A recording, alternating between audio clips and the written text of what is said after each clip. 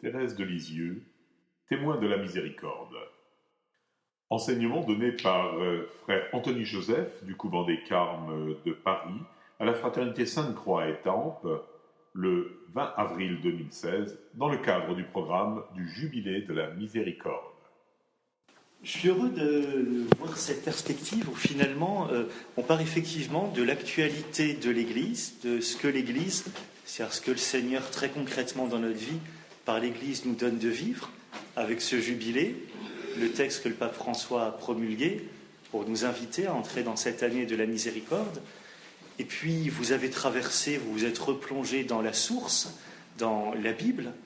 Et puis, on en vient maintenant à écouter la parole de témoins de la miséricorde. Et ce soir, en l'occurrence, Thérèse de l'Enfant Jésus, Thérèse de Lisieux. Un témoin, qu'est-ce que c'est ? Un témoin, c'est quelqu'un qui a vécu quelque chose et qui nous en parle. Si Thérèse, elle est témoin de la miséricorde, c'est parce qu'elle a expérimenté cette miséricorde de Dieu, qu'elle en a parlé, en l'occurrence dans des écrits qui sont parvenus jusqu'à nous, des écrits qui s'adressent à nous aujourd'hui, pas simplement des textes de la fin du XIXe siècle, même si bien sûr ils sont contextualisés, ils sont dans une histoire, dans une culture, mais la parole des saints en plus comme Thérèse qui ont été déclarés docteurs de l'Église, c'est-à-dire dont l'Église reconnaît officiellement qu'ils ont une parole valable pour nous en tout temps et en tout lieu, s'adresse à nous, et s'adresse à nous non pas pour nous faire des beaux discours, ce qui serait déjà pas mal, mais pas seulement pour nous faire des beaux discours, pour nous faire entrer à notre tour dans une expérience. Je crois que témoin de la miséricorde, ça veut dire ça. J'ai expérimenté la miséricorde, je vous en parle pour qu'à votre tour, vous puissiez entrer dans cette expérience. C'est ce que fait Thérèse. J'ai dit que c'est à travers ses écrits qu'elle témoigne de la miséricorde.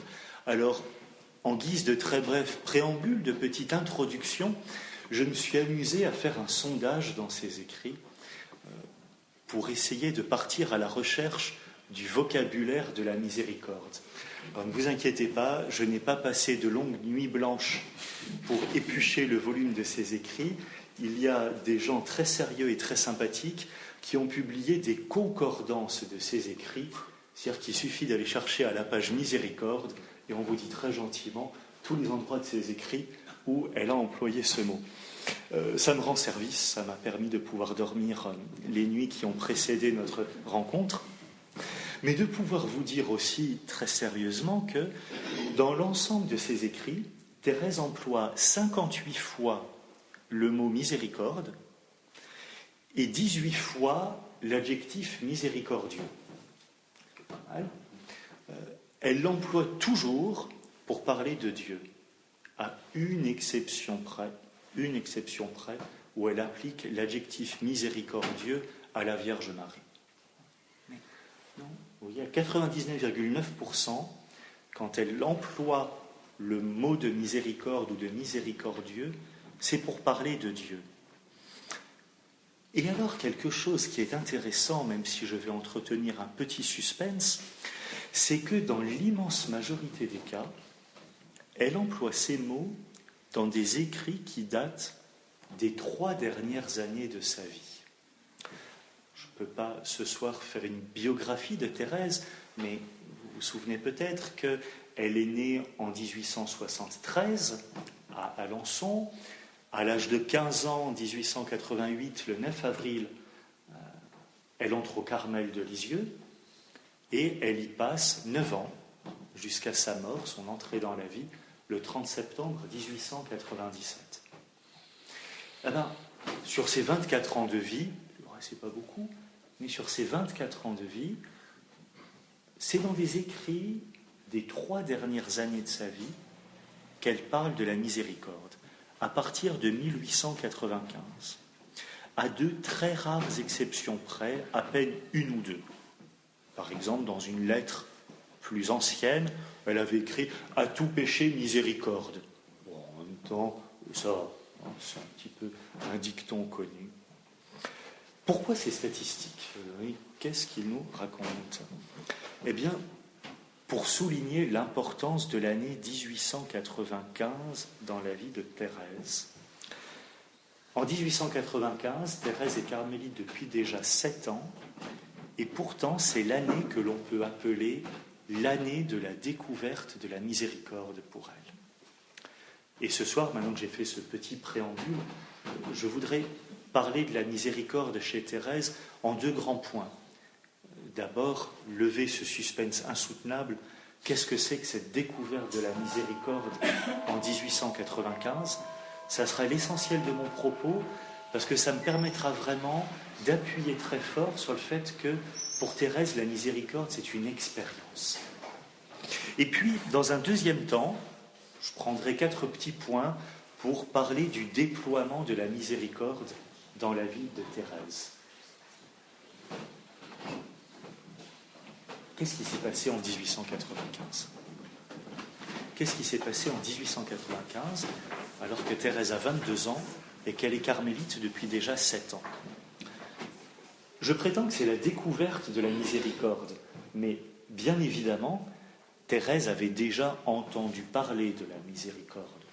Elle est à peu près comme nous, d'une façon ou d'une autre, elle avait eu une formation chrétienne. Oui, elle avait déjà entendu parler, évidemment, de la miséricorde, mais dans la vie, et tout particulièrement dans la vie spirituelle, c'est une toute autre chose d'entendre parler et de connaître, d'expérimenter.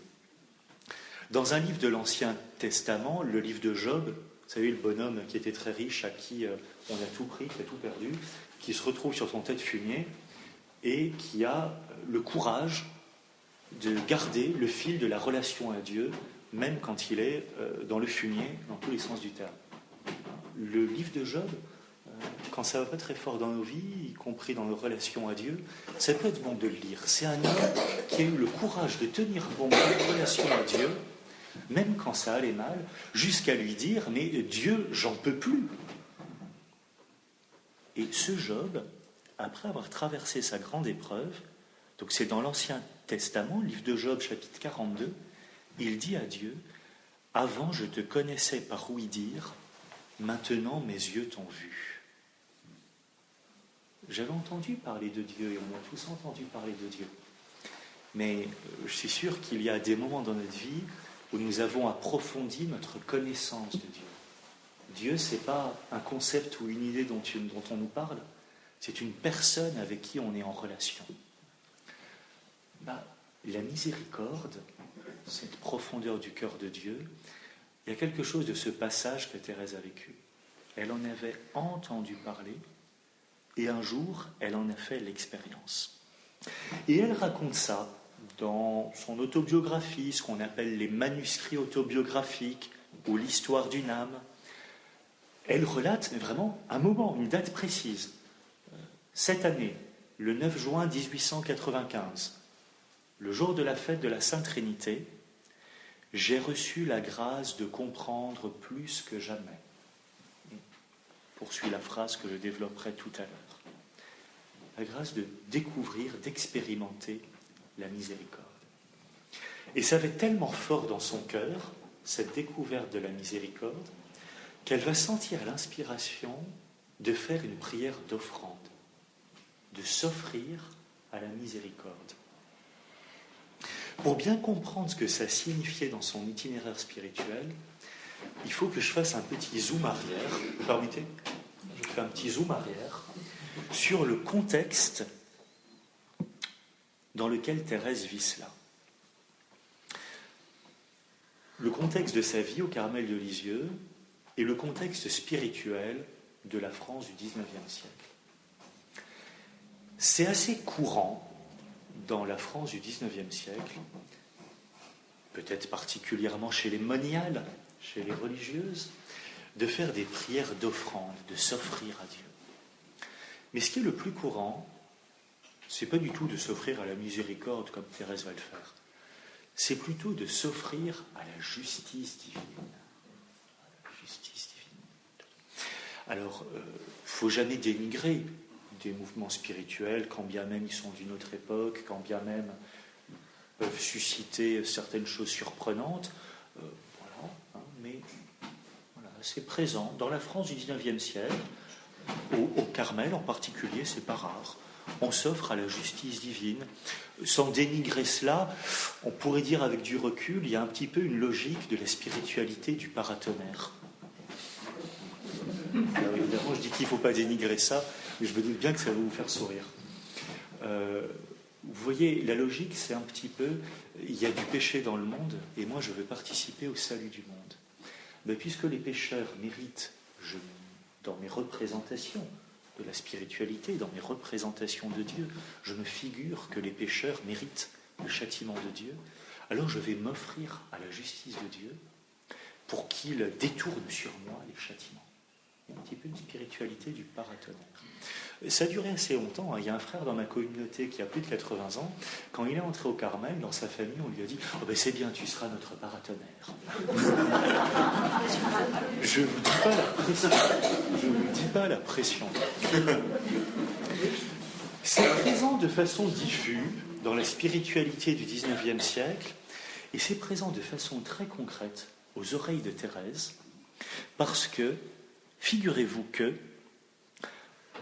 le vendredi saint 1895, décidément toujours cette fameuse année 1895, au Carmel de Luçon cette fois, pas au Carmel de Lisieux, mais au Carmel de Luçon, le vendredi saint, il y a une carmélite qui est morte dans d'atroces souffrances. Elle s'appelait Sœur Marie de Jésus et elle s'était offerte à la justice divine. Et Thérèse, elle en a entendu parler parce qu'au Carmel, on a une coutume assez sympathique. C'est que quand il y a une carmélite qui meurt, la prieure écrit un petit résumé de son histoire et envoie ça à tous les carmels de France en demandant des prières pour la défunte. Et puis c'est sympa, comme on est une famille spirituelle, c'est une occasion qu'on a de connaître un petit peu les sœurs qui faisaient partie de la même famille. Et donc le 31 mai 1895, la prieure du Carmel de Luçon signe de sa plus belle plume la circulaire, la petite biographie de cette sœur Marie de Jésus qui est décédée le vendredi saint précédent. Quelques jours après, ça arrive au Carmel de Lisieux, et comme c'était la tradition, au réfectoire, pendant le repas en silence, on lit ça. Et alors, écoutez ce qu'entend Thérèse pendant le repas, début juin 1895. On raconte donc la vie de cette sœur qui est morte quelques semaines auparavant. Notre chère défunte désirait ardemment procurer la gloire de Dieu et sauver les âmes. Jusque-là, on s'y retrouve tous. C'est dans ce but qu'elle a recherché la souffrance et qu'elle s'est bien souvent offerte comme victime à la justice divine. Offerte comme victime à la justice divine. Nous trouvons, poursuit la supérieure du Carmel de Luçon, dans ses notes, la formule de cette offrande, et nous la transcrivons ici. Pour obéir à la voie de la grâce, dans l'état d'abandon et de victime auquel Jésus a daigné m'appeler, moi, sœur Marie de Jésus, dans l'union des tourments de la passion et de la mort douloureuse de mon divin Sauveur, je forme la promesse d'accepter toutes les souffrances intérieures et extérieures qu'il plaira à Dieu de m'envoyer. Et le vendredi saint, elle a une agonie qui tétanise la communauté. La prieure poursuit. Pendant son agonie, nous saisissions sur ses lèvres mourantes ce cri. Donc c'est la sœur qui est à l'article de la mort et qui s'exprime. Je porte les rigueurs de la justice divine, la justice divine. Ô Jésus, venez vite, je n'en puis plus. J'accepte les tourments intérieurs, l'incertitude. Puis, levant ses mains glacées et tremblantes et les regardant, elle dit « Je n'ai pas assez de mérite, il faut en acquérir. » Vous imaginez la scène, Thérèse, elle entend ça. Je sais pas vous, mais moi, ça m'aurait fichu les pétoches. Plein repas. L'intuition spirituelle que elle, Thérèse, et vous voyez, on a un certain recul par rapport à ça, mais peut-être en même temps, à certains moments de nos formations, à certains moments de notre catéchèse, à certains moments où des personnes nous ont parlé de Dieu, on a pu peut-être nous faire entrevoir un petit peu ce visage si étrange d'un Dieu qui exigerait de la vengeance ou je ne sais trop quoi. Bon. Eh bien, Thérèse, elle va expérimenter à peine quelques jours après, dans ce contexte vraiment terrorisant, une intuition qui va lui faire vivre une véritable révolution copernicienne, un changement radical. Thérèse se dit, certes, il y a l'offrande à la justice divine, et c'est bon pour ceux qui s'y sentent appelés en toute sincérité, je ne dénigre pas ceux qui se sentent appelés à cela, même s'il y a quand même un petit problème de la spiritualité du paratonnerre, mais bon, on ne se permet pas de juger l'itinéraire spirituel des autres. Mais Thérèse, elle se laisse bouleverser par toute autre chose. Un peu selon cette petite phrase qu'on attribue souvent à saint François d'Assise, Thérèse, elle, ce qui la bouleverse, c'est pas les histoires de châtiment qui devraient tomber sur les pécheurs. Ce qui la bouleverse, c'est que dans le cœur de Dieu, il y a de l'amour, et que selon ce petit mot attribué à saint François, l'amour n'est pas aimé. Il y a de l'amour dans le cœur de Dieu, et c'est comme si ça ne nous intéressait pas. On se désintéresse de ça. C'est la fulgurance d'un appel que Thérèse éprouve le dimanche 9 juin 1895, fête de la Trinité pendant la messe. Et vous voyez, avec cet arrière-fond un petit peu terrorisant, Thérèse, elle, c'est tout autre chose qui polarise son intérêt. Il n'y a pas que la justice. Il n'y a pas que ces espèces de foudres imaginaires dans la main d'un Dieu que l'on supposerait justicier. Il y a l'amour dans le cœur de Dieu, et l'amour n'est pas aimé. Eh bien, Thérèse, comme en une fulgurance, percevant cela, sa réponse, sa réaction, qu'est-ce que c'est ? C'est de s'offrir à cet amour miséricordieux. Non pas pour éprouver de la douceur au lieu des châtiments que la sœur a éprouvés, non, mais pour faire plaisir à Jésus, pour honorer le fait qu'il y a de l'amour dans le cœur de Dieu et qu'il faut que cet amour puisse se répandre, puisse se donner. Dieu a son amour à me donner, mais si moi je m'intéresse qu'à sa justice, Dieu a un visage d'amour et de miséricorde. Mais si moi je ne représente seulement Dieu sous les traits d'un justicier, cet amour de Dieu va rester dans son cœur. Thérèse se dit non, c'est pas possible, c'est pas possible. Pour faire plaisir à Jésus. Et je poursuis donc la phrase que j'avais interrompue tout à l'heure. Quand elle raconte cette grâce, Thérèse, qu'écrit-elle ? Cette année, le 9 juin, fête de la Sainte Trinité, j'ai reçu la grâce de comprendre plus que jamais, quoi ? Combien Jésus désire être aimé. Jésus désire être aimé. Il faut vraiment donner tout son poids à cette parole. Jésus désire être aimé. Le Dieu qui est tout, qui n'a pas besoin de la création pour être Dieu, attend quelque chose de nous. Et qu'est-ce qu'il attend ? Il attend que nous l'aimions pour pouvoir lui donner son amour. Et pour Thérèse, la découverte de la miséricorde, la découverte de l'amour miséricordieux, c'est égal à « je découvre que Jésus désire être aimé ». Expérimenter la miséricorde, pour Thérèse, c'est être ébloui par cet appel. Jésus désire être aimé et il dépend de moi de lui donner mon amour, mais de lui donner aussi de me rendre bénéficiaire de son amour. Permettre à Jésus de donner son amour. Permettre à Jésus d'être en moi, pour moi, ce qu'il est en lui-même. Jésus, Dieu, est amour, est miséricorde, et il désire non seulement être cela en lui-même, mais être cela pour moi. Il désire me donner cet amour et cette miséricorde, et il dépend de moi de l'accueillir. Jésus désire être aimé, désire me donner son amour. C'est un décentrement radical. C'est un décentrement radical. Non pas l'offrande à la justice pour recevoir des châtiments à la place des pécheurs, non pas non plus recevoir des mérites.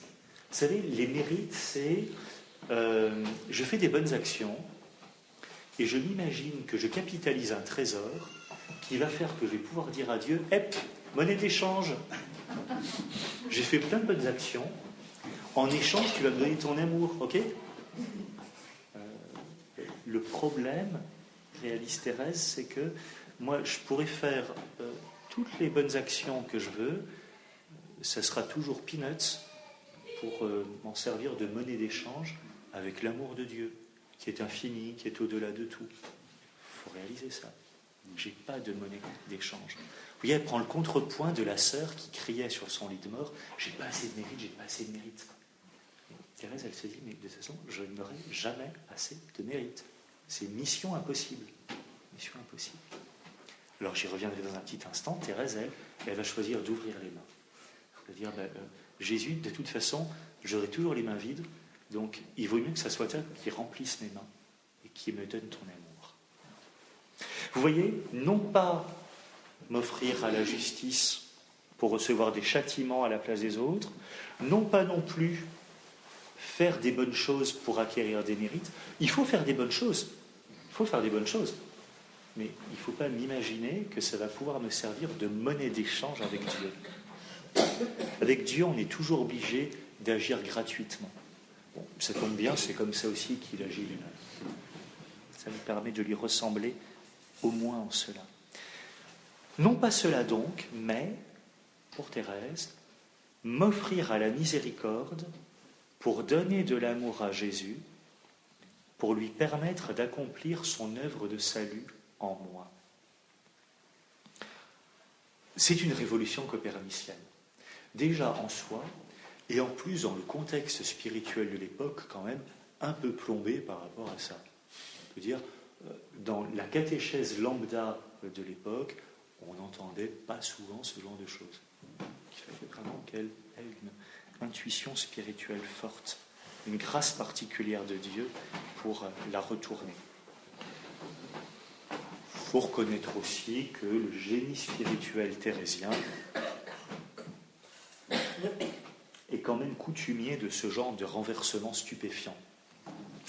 Je n'ai pas résisté à la tentation, qui je crois est une bonne tentation, enfin vous me le direz, de vous citer une lettre de Thérèse à sa sœur Céline.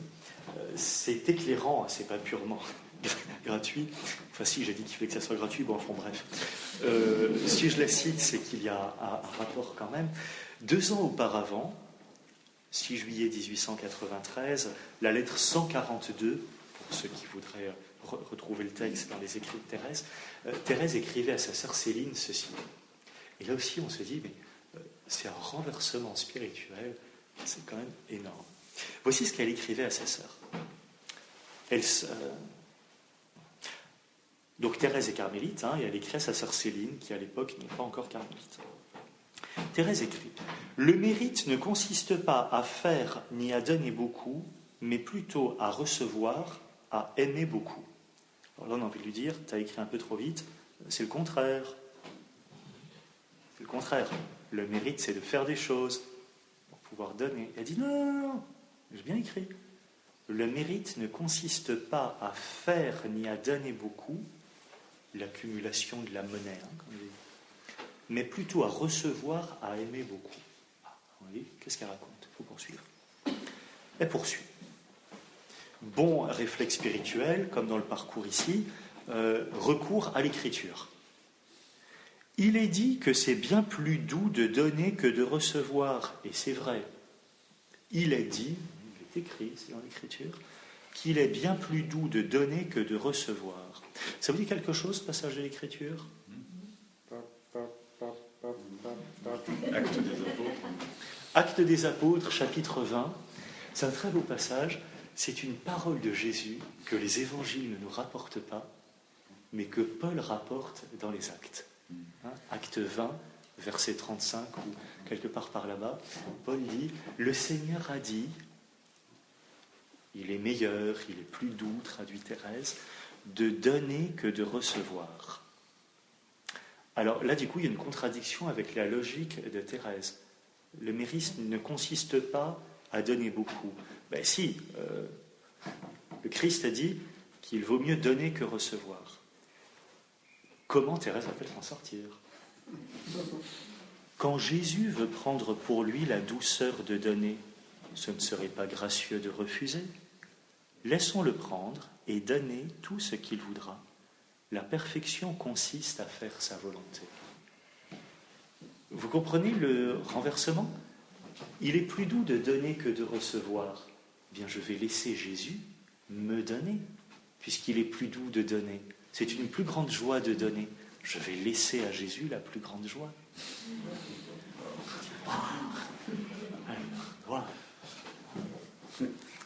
La perfection consiste à faire sa volonté. Comme c'est facile de plaire à Jésus, il n'y a qu'à l'aimer sans se regarder soi-même, sans trop examiner ses défauts.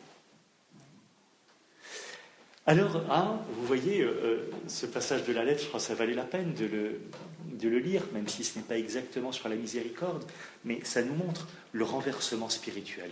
Jésus désire être aimé. C'est Jésus qui est le centre. Il faut que je me décentre de moi-même. Je pense que pour nous, dans notre propre vie spirituelle, c'est-à-dire dans notre propre relation personnelle au Christ, ça nous invite à nous poser la question, alors paisiblement, sous le regard de Dieu, dans notre prière, sans scrupule bien sûr, mais nous demander, mais qui est Jésus pour moi ? Qui est Jésus pour moi ? Quel est le visage de Jésus ? Le pape François, effectivement, dans la bulle d'indiction du jubilé, a eu cette belle expression de dire « Jésus est le visage de la miséricorde ». Mais quand on revient un peu sur notre expérience spirituelle, sur notre relation au Christ, c'est peut-être pas toujours le visage de la miséricorde qu'on voit. Et pourtant, c'est ce visage-là qui est le plus vrai, le plus profond. Mais qui est Jésus pour moi ? Quel est le visage de Jésus que je vois le plus spontanément ? Est-ce que c'est un distributeur de châtiments ? Est-ce que c'est un justicier qui donne les bons et les mauvais points ? Ou bien est-ce que c'est quelqu'un qui désire être aimé et faire miséricorde ? Alors évidemment, ce n'est pas noir ou blanc, ce n'est pas binaire, ce n'est pas tout un, ce n'est pas tout l'autre. Mais dans notre cœur, prendre conscience que dans notre cœur, dans nos représentations spirituelles, il y a un petit peu de tout ça. Bien sûr, nous savons que Dieu est miséricorde. Mais en même temps, est-ce que parfois on n'a pas dans un recoin du cœur cette idée que Dieu nous attend au coin du tournant pour nous mettre un coup de bâton sur la tête quand même ? Voilà, c'est peut-être une zone de notre cœur qui n'est pas encore évangélisée totalement, où le visage de la miséricorde, nous pouvons appeler la révélation de ce visage de miséricorde. Soyons bien clairs, justice et miséricorde ne sont pas contradictoires, ne sont pas antinomiques. Mais la découverte de la miséricorde fait découvrir, et là c'est Thérèse qui reprend la parole, la découverte de la miséricorde fait découvrir la véritable dimension de la justice. Là encore, on se dit, mais comment elle va s'en sortir ? Justice et miséricorde, ça va pas ensemble. Dire que Dieu est juste ne doit pas être équivalent à dire que Dieu est un justicier. C'est vrai que les mots se ressemblent. Il ne faut pas confondre. Dieu est juste, ça ne veut pas dire Dieu est justicier. Justice et miséricorde ne sont pas incompatibles. D'ailleurs, dans la Bible, dans l'Écriture, dans les psaumes par exemple, justice et miséricorde vont ensemble comme amour et vérité. Dans un psaume 84, amour et vérité se rencontrent, justice et paix s'embrassent. Amour et vérité, justice et miséricorde. Et c'est important parce que l'amour sans vérité ou la miséricorde sans justice risque d'être une espèce de guimauve, une espèce de corps sans colonne vertébrale. À l'inverse, la vérité sans amour, la justice sans miséricorde, risque d'être quelque chose d'implacable, de dur, d'inflexible, de justicier. Et vous voyez, dans la logique de la Bible, c'est toujours les deux ensemble. Amour et vérité, justice et miséricorde. Et Thérèse expérimente cette logique divine, si on peut dire. Et dans ses manuscrits autobiographiques, à la fin du manuscrit A, premier grand manuscrit autobiographique qui a constitué par la suite l'histoire d'une âme, Thérèse écrit ceci. Pour ceux qui voudraient retrouver, c'est le manuscrit A, 83 et 84. Les manuscrits sont numérotés par le numéro des pages sur le manuscrit. Bon. A, 83, 84. C'est la fin du manuscrit A.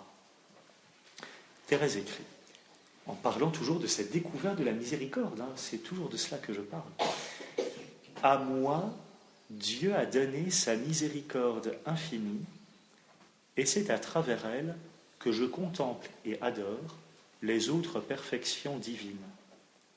Voilà, Thérèse dit, mais finalement, tous les saints expérimentent plus particulièrement, chaque saint expérimente plus particulièrement, chaque saint, c'est-à-dire chaque chrétien, expérimente plus particulièrement une perfection divine, une facette du diamant immense qu'est Dieu.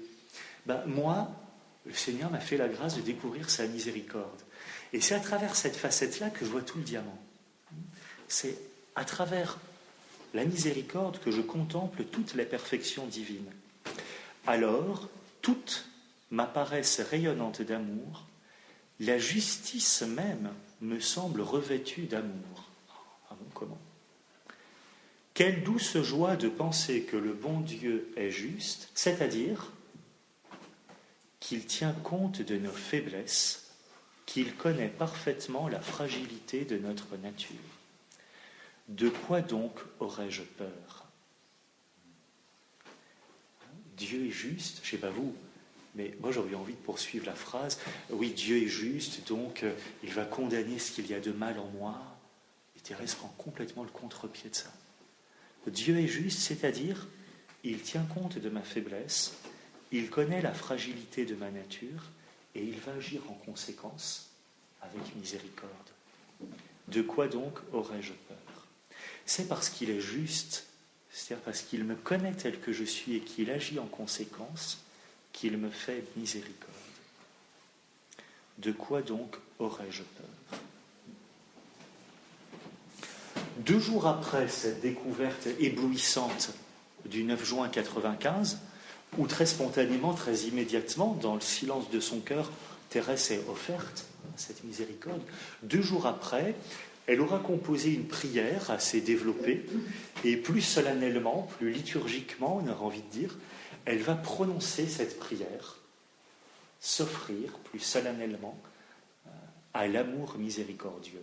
Et le texte de la prière, on le connaît dans les œuvres complètes de Thérèse, c'est la prière numéro 6, l'acte d'offrande de moi-même comme victime à l'amour miséricordieux du bon Dieu. Ça lui a permis entre-temps de demander à la prieure la permission de s'offrir à l'amour miséricordieux. C'est comme ça. Au XIXe siècle, on est quand même sérieux, on ne s'offre pas à l'amour miséricordieux sans avoir demandé permission à la mère prieure. Bon, en même temps, pendant la messe, elle l'avait fait spontanément. Mais au passage, ça lui permet de dire, et est-ce que je pourrais proposer à sœur Geneviève, ma sœur Céline, de s'offrir en même temps ? Et la prieure lui dit, mais oui, sœur Thérèse, allez-y, il n'y a aucun problème. Qu'est-ce qu'elle raconte ? Et donc, 2 jours après, le 11 juin, Thérèse, plus solennellement, prononce cette prière avec sa sœur Céline. C'est beau de voir que très vite, Thérèse, elle se dit, et je trouve que c'est un beau réflexe spirituel, elle se dit, mais le Seigneur m'a fait découvrir quelque chose d'énorme, je ne peux pas garder ça pour moi, il faut que je le partage. Et tout de suite, 2 jours après, quand même, elle partage à sa sœur Céline, et très vite ensuite, elle va le proposer à d'autres sœurs également. Et alors, c'est une prière éblouissante. Je la cite un petit peu longuement, et je m'arrêterai un petit peu pour souligner vraiment la révolution, le renversement qu'a lui. Voilà ce qu'écrit Thérèse dans cette prière. Vraiment, c'est un très très beau texte. On peut le chercher pour le retrouver dans les œuvres de Thérèse ou sur Google. Vous faites Thérèse, offrande, amour miséricordieux, et vous l'avez.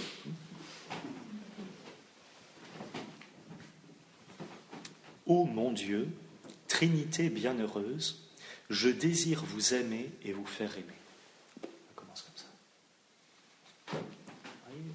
Exit la spiritualité du paratonnerre, les châtiments, etc. J'ai compris combien Jésus désire être aimé. Je désire vous aimer et vous faire aimer. C'est pas Dieu et moi et qu'est-ce qu'on est bien dans le petit cocon. Vous aimer et vous faire aimer. Il y a toujours d'autres, il y a toujours l'Église qui est là. Je désire vous aimer et vous faire aimer. Je désire accomplir parfaitement votre volonté. En un mot, je désire être sainte, mais je sens mon impuissance et je vous demande, ô mon Dieu, d'être vous-même ma sainteté. Là, en une phrase, il y a toute Thérèse. Je désire être sainte, les grands désirs.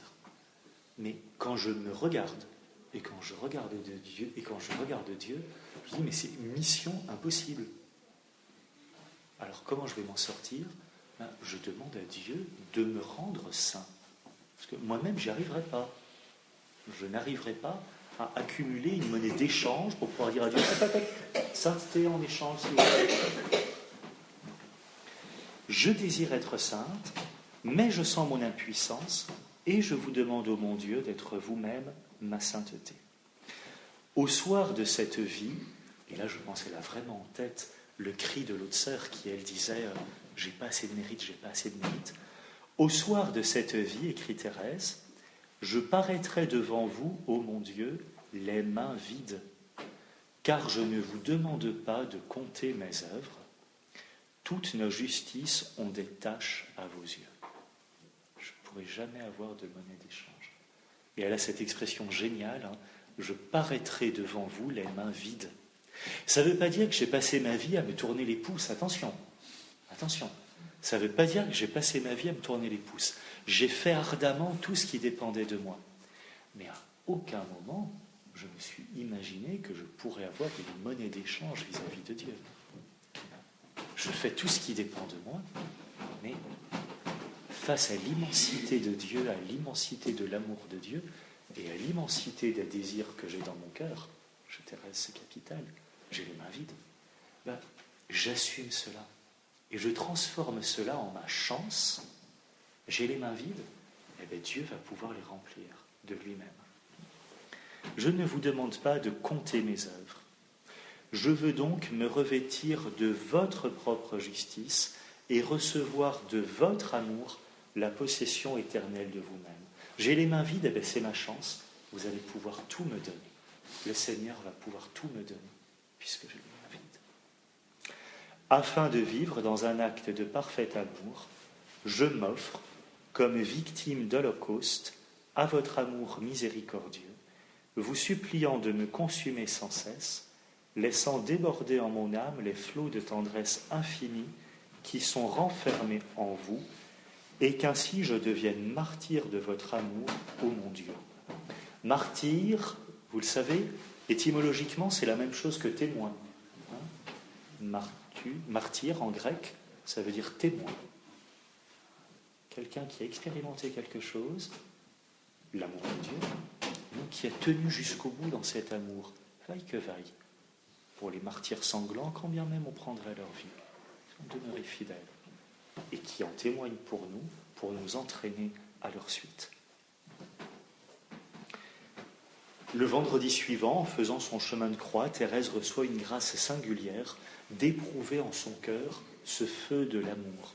Dans son itinéraire spirituel, il y a très peu de phénomènes mystiques singuliers comme cela, mais là, ça nous montre vraiment que c'est un tournant particulier, un sommet particulier dans son itinéraire spirituel. L'espace d'un bref instant, le Seigneur lui fait expérimenter, un peu comme la réponse à l'offrande qu'elle a faite peut-être, le feu de cet amour dans son cœur. Je ne l'ai éprouvé qu'une fois et qu'un seul instant, puis je suis retombé aussitôt dans ma sécheresse habituelle. Alors vous voyez, pour ressaisir un petit peu toute cette grande première partie, Thérèse ne nous donne finalement pas de définition de la miséricorde, et c'est bien, parce qu'on n'enferme pas Dieu dans une définition. Elle ne nous donne pas de définition de la miséricorde, mais elle fait l'expérience de qui est Dieu en lui-même. Dieu est amour, Dieu est miséricorde. Dieu désire être aimé. Et qui est Dieu pour moi ? Dieu est celui qui me donne son amour, qui est juste, c'est-à-dire qu'il connaît ma faiblesse et qui se comporte en conséquence en me faisant miséricorde. Dieu est celui qui me rejoint là où j'en suis, qui tient compte de ma faiblesse, qui me sauve, qui désire m'aimer et qui lui-même désire être aimé. Et en vertu de tout cela, il m'appelle à m'offrir à l'œuvre de son amour et de sa miséricorde. Mais qu'est-ce que c'est l'œuvre de son amour et de sa miséricorde ? Le temps qui me reste, plus brièvement, dans un deuxième point, je voudrais lancer quelques pistes. Lancer quelques pistes seulement, parce que c'est à nous aussi, sous le regard de Dieu, mais voilà, Seigneur, comment je vais me laisser moi aussi rejoindre par cet amour et par cette miséricorde. Thérèse nous lance quelques pistes, j'en ai retenu 4.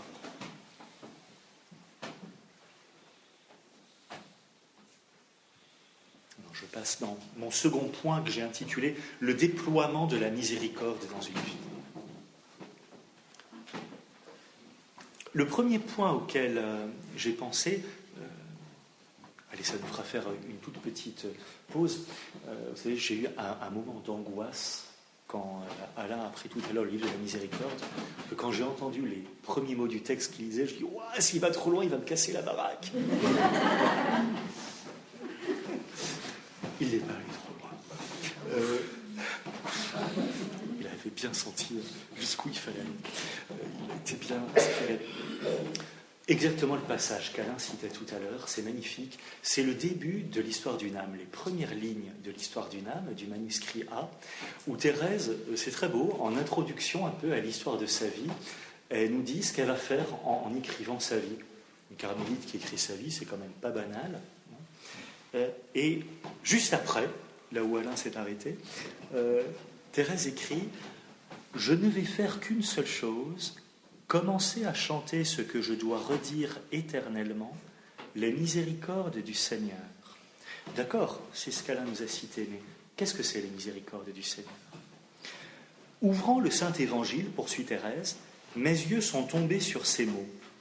Jésus étant monté sur une montagne, il appela à lui ceux qui le lui plut, et ils vinrent à lui. C'est l'évangile de Marc, chapitre 3, verset 13. Jésus monta sur la montagne, et il appela à lui qui le voulait. Et Thérèse, elle se dit, mais ça c'est toute ma vie. Voilà bien le mystère de ma vocation, de ma vie tout entière. Il appela à lui qui il voulait.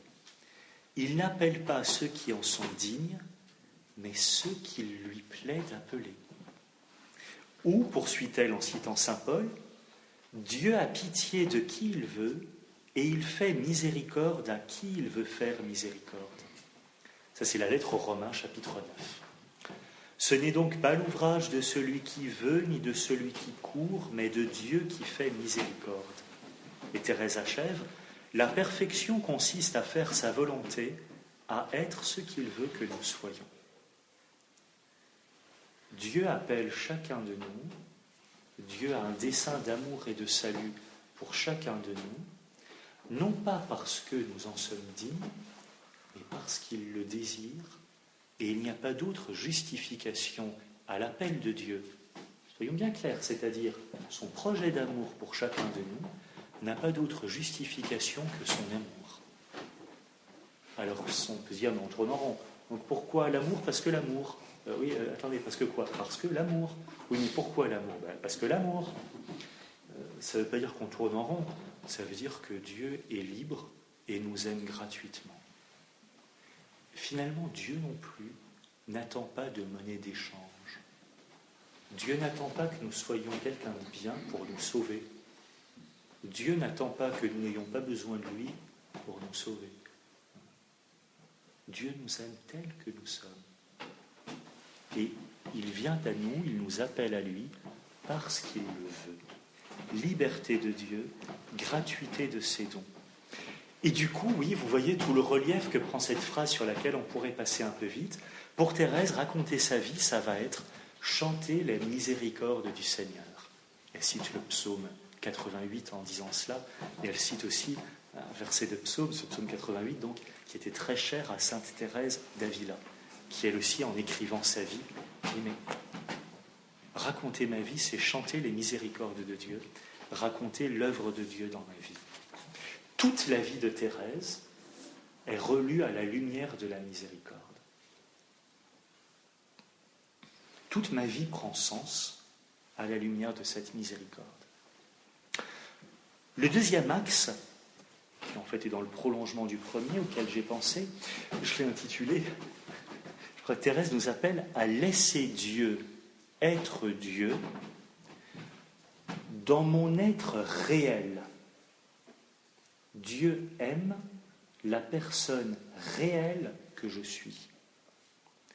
Si Dieu aime la personne réelle que je suis, ça veut dire qu'il n'aime pas, ou du moins qu'il ne s'intéresse pas, qu'il n'a que faire, de la personne imaginaire que je rêve d'être. Vous savez, je ne sais pas vous, mais parfois dans la vie on peut se rendre compte qu'on a des masques, on joue un personnage. Et parfois dans la vie spirituelle, on joue un personnage. Je viens devant Dieu, le personnage idéal que je rêverais d'être. Voilà, Seigneur, t'as vu, qu'est-ce que je suis beau.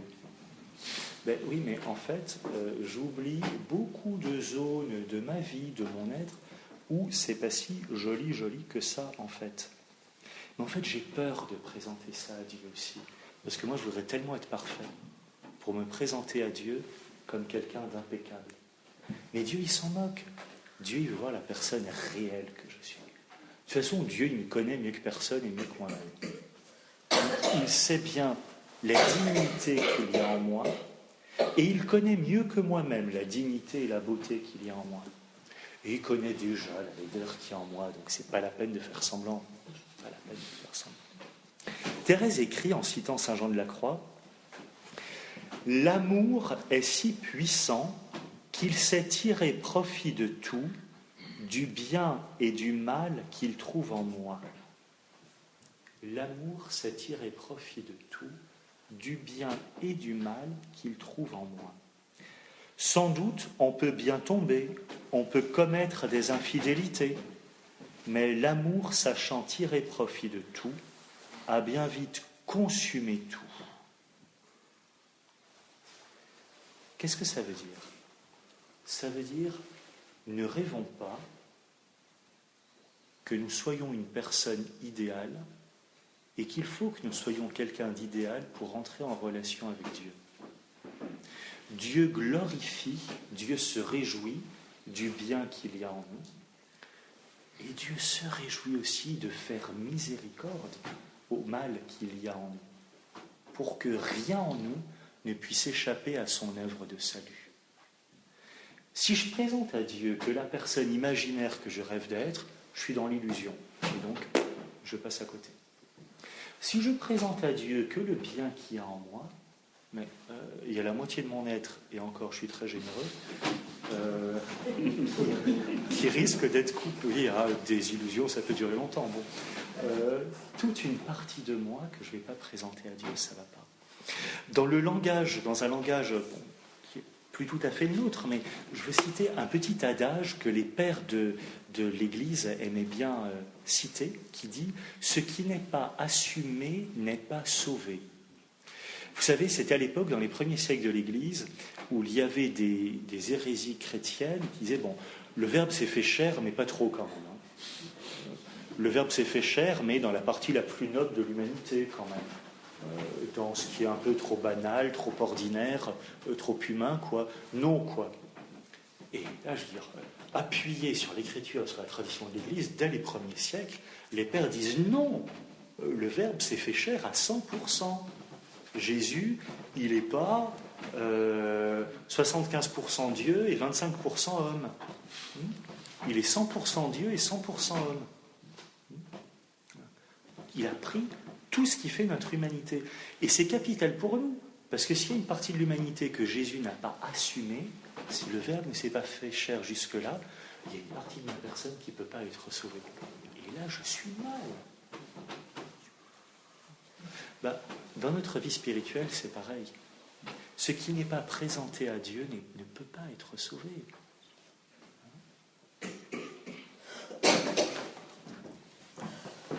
Merci beaucoup. Quand j'étais au noviciat, merci beaucoup. Quand j'étais au noviciat, le père maître nous avait raconté une histoire des pères du désert. Donc c'est Abba, je sais pas moi, Abba Arsène. Abba Arsène, donc, qui est un vieux père du désert, et donc son jeune disciple vient le voir, il lui dit « Mais dis-moi ce que je dois offrir à Dieu. » Il dit « Ben voilà, il faut que tu offres tous tes biens. » Alors, le jeune, là, il vend tous ses biens, il va vivre dans une grotte au désert, et c'est formidable. Bon. Il dit « Ouais, non, il y a encore quelque chose. Ouais, mais regarde, là, tu es venu au désert, mais tu as gardé tel et tel bien. » Il dit « Ah ouais, super, je vais tout donner. » Et puis, il y a encore quelque chose, il sent que le Seigneur lui demande d'aller plus loin, qu'il dit, mais attends, là, je me suis dépouillé de tout, j'ai plus rien, quoi. J'ai plus qu'une peau de chameau, je mange que des mouches et des insectes. Bon. Et Abba Arsène lui dit, il y a encore quelque chose que tu n'as pas donné à Dieu, ton péché. Il y a encore quelque chose que tu n'as pas donné à Dieu, ton péché. Voilà. Ce qui est en toi, qui est blessé, qui n'est pas beau, qui peut-être, pour des raisons où tu n'as aucune culpabilité, est blessé, est marqué, ben ça aussi, il faut que tu l'offres à Dieu. Pas pour t'en débarrasser, mais pour qu'il puisse le transformer par son amour et par sa miséricorde. Ce que Thérèse reformule en citant Saint Jean de la Croix en disant « Du bien et du mal qu'il trouve en moi, l'amour sait tirer profit. » Du bien et du mal qu'il trouve en moi. De ce qu'il y a d'heureux et de ce qu'il y a de malheureux en moi.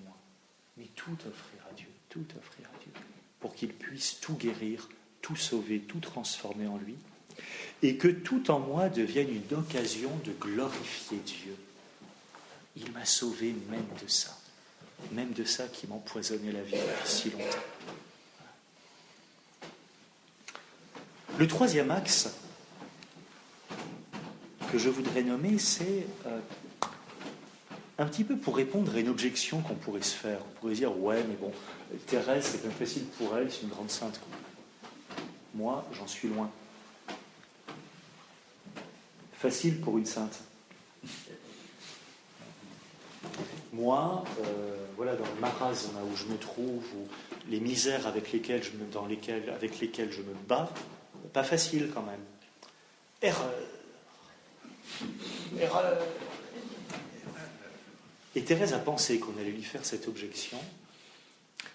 Et elle me dit, mais la miséricorde de Dieu, c'est aussi un amour prévenant.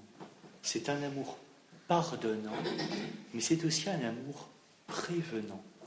Alors c'est magnifique. Toujours dans ce fameux manuscrit A, la première partie de l'histoire d'une âme, les folios 38 et 39, elle invente la parabole du bon médecin. Je vous la fais en résumé. Thérèse a dit, moi, il y a quelqu'un de qui je suis jalouse. C'est Marie-Madeleine. C'est Marie-Madeleine, parce que dans l'Évangile, Jésus loue l'amour de Marie-Madeleine. Et il dit, elle a beaucoup aimé parce qu'il lui a été beaucoup pardonné. Et alors c'est vrai, on pourrait me dire, ouais, ben toi, t'es moins aimé que Marie-Madeleine, parce que comme tu as fait moins de péchés, Marie-Madeleine, le Seigneur a quand même chassé d'elle 7 démons. Donc, comme avait dit un prédicateur que j'avais entendu, autant dire qu'elle avait le diable au corps. Bon, toi, tu as moins péché, donc il t'a moins pardonné, donc tu témoignes moins d'amour.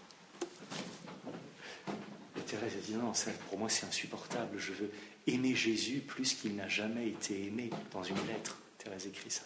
Jésus, je voudrais tellement l'aimer comme il n'a jamais été aimé. Alors, comment je vais m'en sortir? Eh bien, je vous fais la parabole du médecin en résumé. Elle dit, ok, supposons donc qu'il y a un enfant, son père est médecin.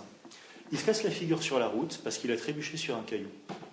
Alors son père qui est médecin va venir lui faire un bandage, le soigner, etc. Et il va lui être reconnaissant à ce père. Le médecin, la blessure, c'est le péché. Le médecin, c'est Dieu qui nous guérit. Et Thérèse a dit, oui, mais supposons que ce même enfant, et ça c'est moi, est en train de marcher sur la route. Et prévoyant qu'il y a un caillou sur la route, son père, qui est médecin toujours, va courir en avant, va enlever le caillou. Et comme ça, quand l'enfant va passer, il ne va pas trébucher. Alors d'accord, l'enfant ne va pas s'en rendre compte. Mais un jour, il va apprendre que son père a enlevé le caillou sur la route. Et là, il va être encore plus reconnaissant que celui qui a trébuché sur le caillou, qui s'est blessé, qui a été soigné. Eh bien moi c'est ça. Et donc je vais pouvoir aimer encore plus que le grand pécheur. C'est beau cette espèce de guéguerre spirituelle, non? Cette espèce d'émulation spirituelle. Hein, vous voyez, je disais cette jalousie, mais évidemment c'est une sainte et saine jalousie. Et finalement, qu'est-ce que ça manifeste derrière tout ça? Encore une fois, la gratuité de l'amour. La gratuité de l'amour. La gratuité de l'amour. Je n'aime pas Dieu parce que, pour telle ou telle raison. J'aime parce que Dieu est Dieu et qu'il est amour. L'amour est toujours débordant. L'amour de Dieu est toujours débordant et immérité. Définitivement, la logique de l'amour n'est pas comptable. C'est comme ça, Dieu n'est pas comptable. Il y en a peut-être dans la salle, c'est très bien. Mais Dieu n'est pas comptable. Dieu n'est pas comptable. Amour pardonnant et prévenant. Et enfin, le quatrième et dernier point que je voudrais souligner en citant Thérèse, c'est un appel à la confiance sans borne. Ce que Thérèse exprime à plusieurs reprises, bannir toute crainte. Dans une très belle poésie qu'elle a composée, Vivre d'amour, Thérèse écrit « Vivre d'amour, c'est bannir toute crainte ». Quand on a expérimenté et découvert cet amour miséricordieux, cela nous conduit à une confiance sans borne. À la fin de sa vie, en 1897, quelques mois avant sa mort, Thérèse écrit à l'un de ses frères spirituels, c'est la lettre 247 dans les œuvres complètes de Thérèse. « Depuis qu'il m'a été donné de comprendre l'amour du cœur de Jésus, je vous avoue qu'il a chassé de mon cœur toute crainte. Le souvenir de mes fautes m'humilie, me porte à ne jamais m'appuyer sur ma force qui n'est que faiblesse, mais plus encore, le souvenir de mes fautes me parle de miséricorde et d'amour. Comment, lorsqu'on jette ses fautes avec une confiance toute filiale dans le brasier de l'amour, voyez, comme le jeune qui vient voir Rabbin Arsène, offrir à Dieu sa vie. Comment, lorsqu'on jette ses fautes avec une confiance toute filiale dans le brasier de l'amour, comment ces fautes ne seraient-elles pas consumées sans retour? Je tâche de ne plus m'occuper de moi-même en rien, et ce que Jésus daigne opérer en mon âme, je le lui abandonne. Appel définitif à la confiance et à l'abandon, et dans le même mouvement, à accepter toujours plus que tels que nous sommes, avec nos richesses, avec nos péchés, nous sommes aimables et nous sommes pardonnables, pourvu que nous allions jusqu'à offrir ce péché, cette laideur, cette blessure aussi, y compris les blessures dans lesquelles nous n'avons pas de responsabilité personnelle, celles que nous avons subies. Avec tout cela, nous sommes aimables et pardonnables. Parfois, on a des discours ou des pensées sur l'amour et sur le pardon, où en fait, dans un recoin de notre cœur, on se dit « ouais, mais oui, Dieu m'a pardonné, mais en fait, ouais, là, c'était quand même une sacrée crasse, hein, ce que j'avais fait, et bon, est-ce qu'il m'aura vraiment pardonné ?» C'est une tentation terrible. C'est une tentation terrible. Il faut toujours répondre « oui ». Pourvu que je demande pardon, que je m'offre à ce pardon, que je confesse mon péché, Dieu me pardonne sans retour. Sans retour. Mais à moi de croire que tel que je suis aimable et aimé, pardonnable et pardonné. Et revenons pour conclure au pape François. Vous vous souvenez, peu après son élection, il avait accordé une interview aux revues jésuites du monde entier, où on lui disait « Comment vous vous présenteriez là en 3 mots, pape François était qui ?» Alors évidemment, il a réfléchi un petit peu, prié sans doute. Il a dit, voilà, ce qui dit le mieux, ce que je suis, qui je suis, c'est « Je suis un pécheur pardonné ». Et il ne s'arrête pas à la première partie. « Je suis un pécheur pardonné ». Puissions-nous, à l'école de Thérèse et de tous les témoins de la miséricorde, pouvoir toujours plus faire cette confession, cette action de grâce émerveillée. Nous sommes bénéficiaires inconditionnellement de cet amour et de cette miséricorde du Seigneur. Amen. Amen. Merci Seigneur.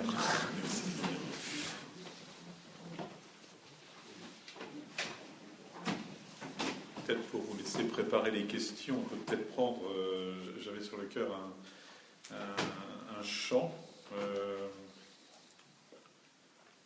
qui est de Thérèse de Lisieux, qui a été adapté de... Elle n'a pas composé la musique, mais elle a composé les paroles.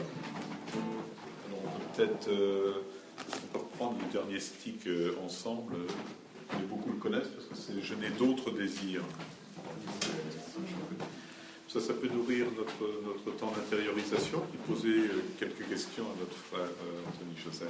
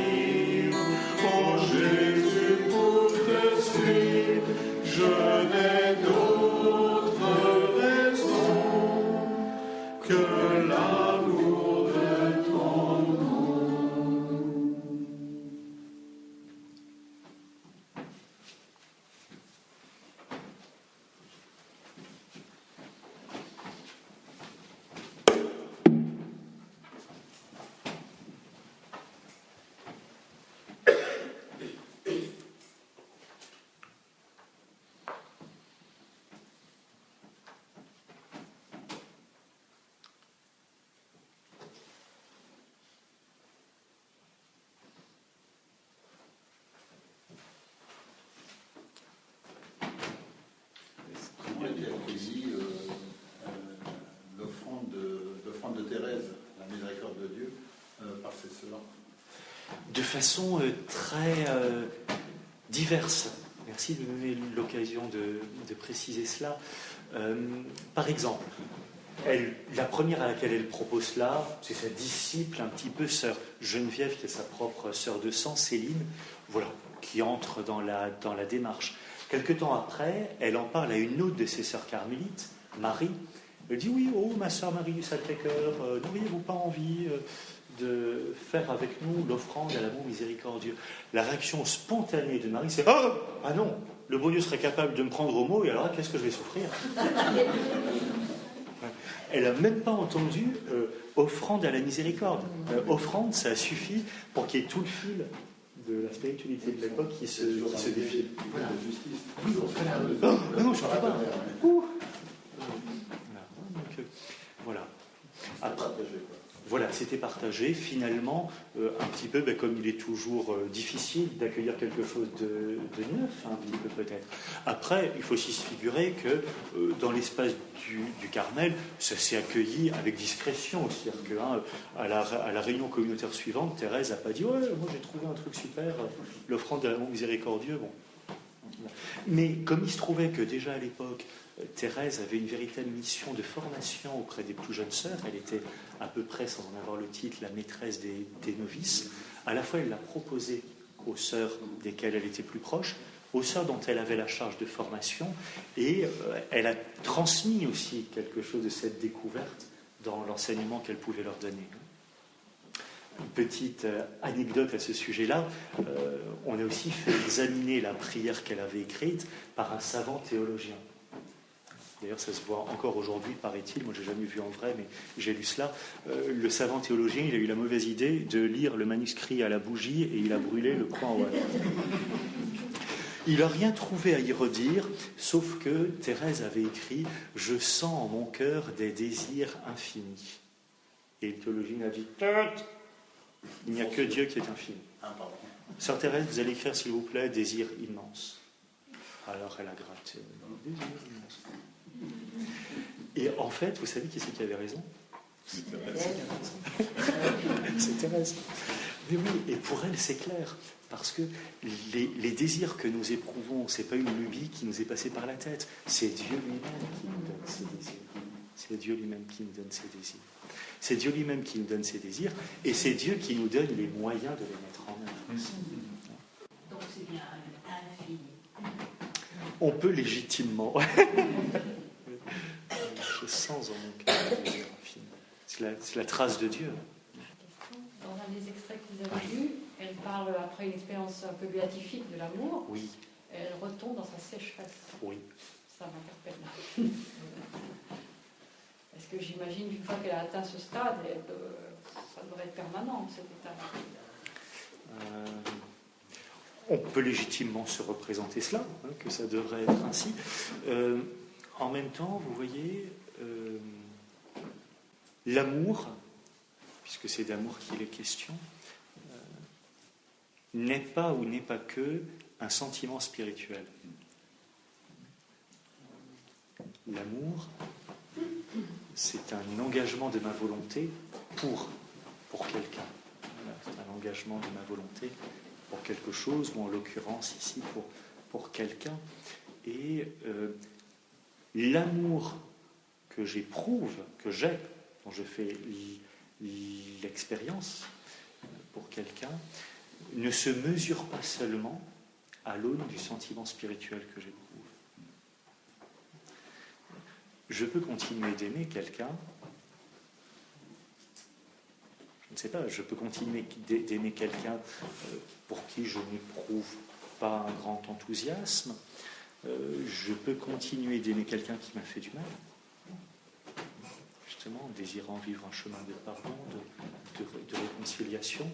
Et pour ce qui est de la vie spirituelle, de la relation à Dieu, expérimenter l'amour, ça ne veut pas forcément dire éprouver à chaque instant le sentiment de l'amour.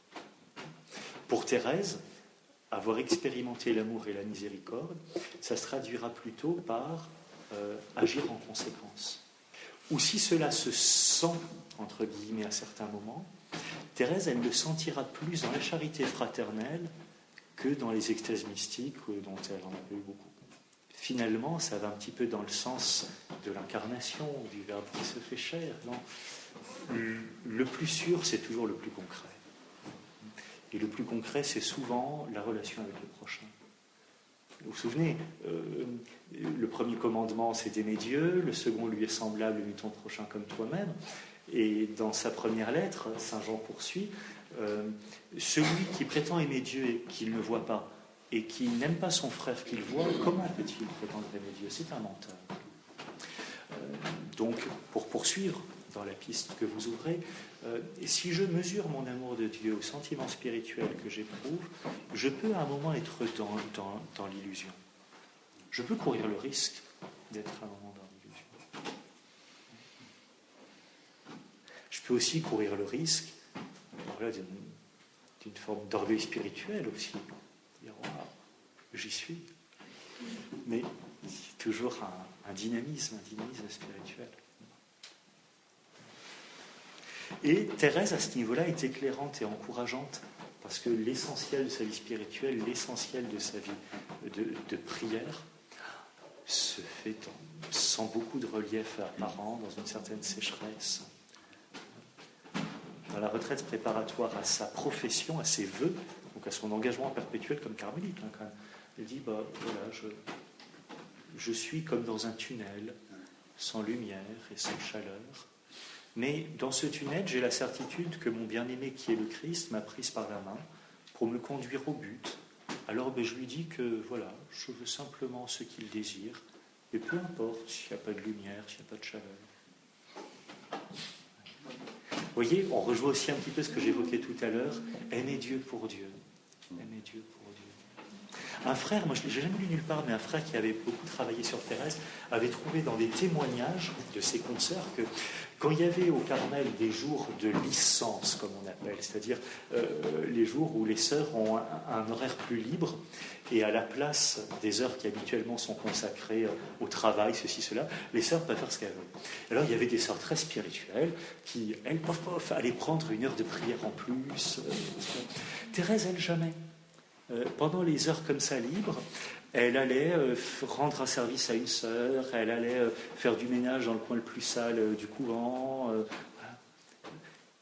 Elle choisissait toujours, paraît-il, la charité fraternelle, plutôt qu'en profiter pour mon petit cocon, Dieu et moi. Ça peut être bien, c'est un appel qu'on peut entendre, il n'y a aucun problème à prendre une troisième heure de prière dans la journée. Mais le choix que faisait Thérèse, je trouve que c'est significatif. C'était toujours celui de la charité, du soin pour autrui, du soin de la communion. Ce qui m'interpelle le plus, en fait, c'est l'abandon et l'offrande, en fait, d'être face à soi-même avec Dieu, de laisser Dieu prendre soin de nos péchés, nous les pardonner, et vraiment accepter qu'on est pécheurs et l'offrir à Dieu. Moi, ça me parle beaucoup et j'aimerais dire que comme celui à qui le Père a dit, t'as pas donné ton péché à Dieu. Pour moi, c'est vrai qu'on a tendance à vouloir se corriger sur des choses qu'on sait qui ne sont pas bien devant Dieu. Mais là, ça révolutionne cette correction qu'on veut avoir, parce que là, Thérèse nous dit, il faut donner l'occasion à Dieu d'être miséricordieux. Donc, est-ce que ça veut expliquer pourquoi parce que des fois, on ne peut pas résister. On ne peut pas résister, donc est-ce que Seigneur, je n'y arrive pas, viens à mon secours, ou comment je fais? C'est la question que je me pose. Parce que là, face à ça, tu sais bien que je ne pourrais pas résister. Comment je fais pour renverser ça? Est-ce que je me retire dans un coin pour éviter, ou est-ce que j'avance avec toi? Ma question est là. Vous avez raison, hein, c'est crucial. Hein. La première chose, c'est de se reconnaître pécheur. C'est déjà la première grâce à demander, enfin la première expérience de grâce, de se reconnaître pécheur, étant bien entendu que, bien sûr, le péché, il se cristallise ou il se manifeste, je ne sais pas comment dire, dans des actes concrets qu'on peut qualifier de façon morale. C'est pas bien. Mais au niveau le plus profond, à la racine, c'est pas seulement ça. Le péché, bien sûr, ça se concrétise dans des actes dont moralement on peut dire c'est pas bien. C'est important d'avoir cet élément de discernement. Mais à la racine, au niveau théologal, au niveau de la relation avec Dieu, le péché, c'est la blessure d'une relation. C'est un amour qui est trahi, c'est une relation qui est blessée. Déjà,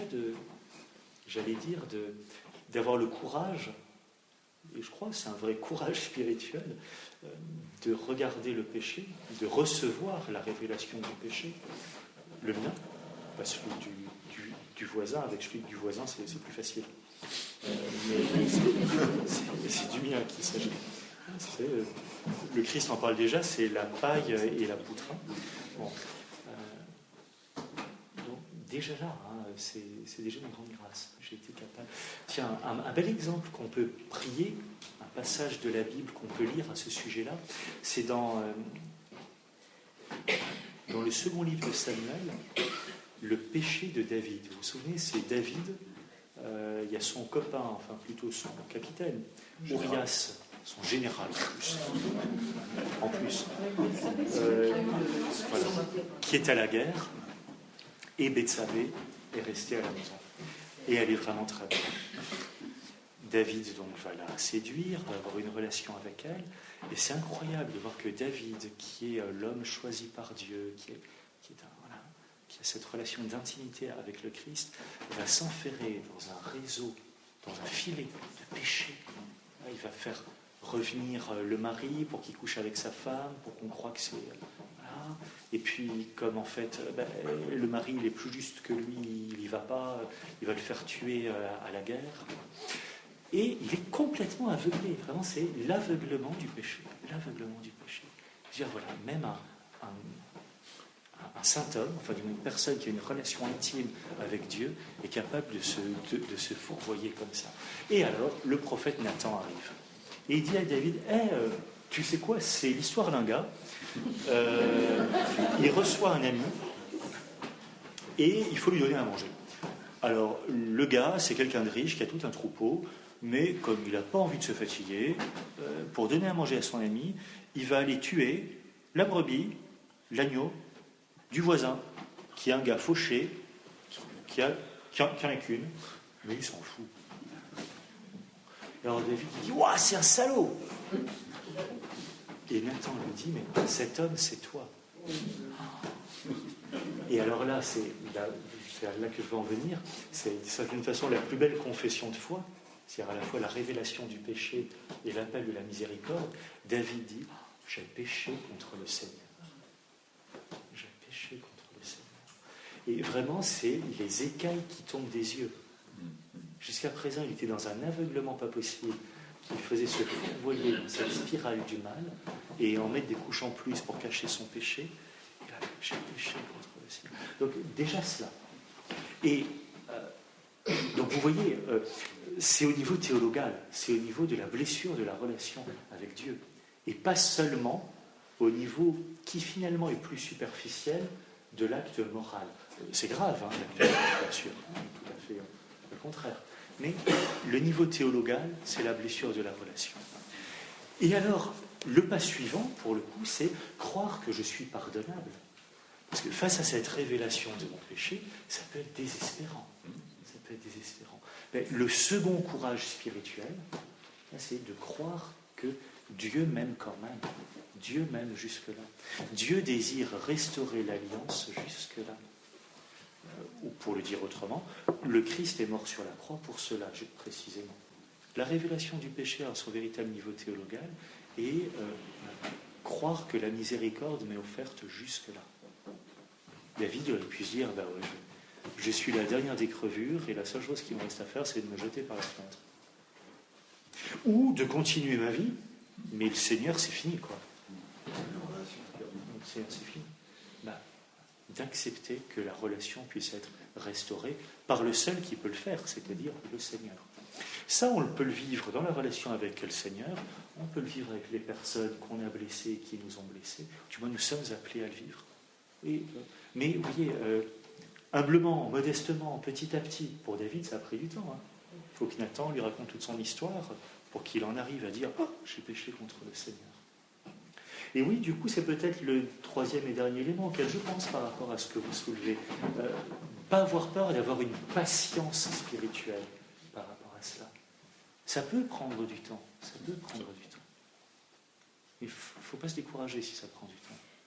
Moi, je crois que c'est possible. Et voilà. Seigneur, pour le moment, je ne peux pas poser ce pardon. C'est trop dur ce qu'il m'a fait subir.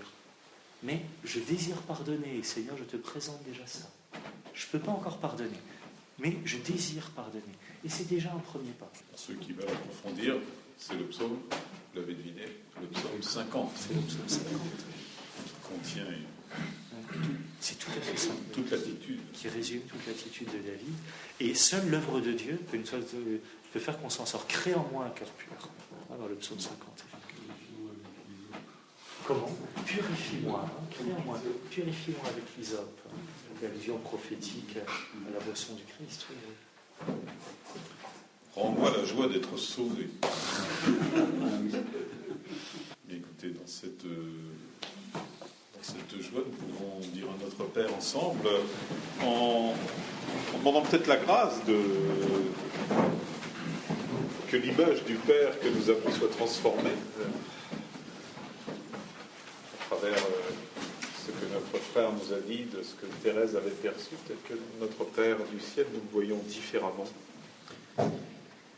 Et que nous puissions dire d'un cœur renouvelé, notre Père, qui es aux cieux, que ton nom soit sanctifié, que ton règne vienne, que ta volonté soit faite sur la terre comme au ciel.